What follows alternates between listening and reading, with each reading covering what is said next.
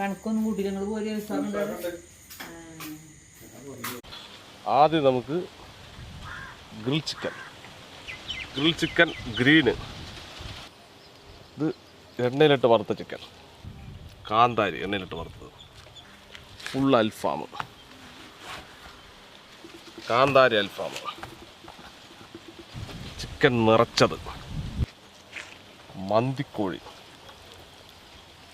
പന്തയക്കോഴി, എന്താ ഓട്ടപ്പന്തയം നിൽക്കുമ്പോഴേ കുഞ്ഞൻ കോഴി ഫ്രൈ, മന്തി അൽഫാം,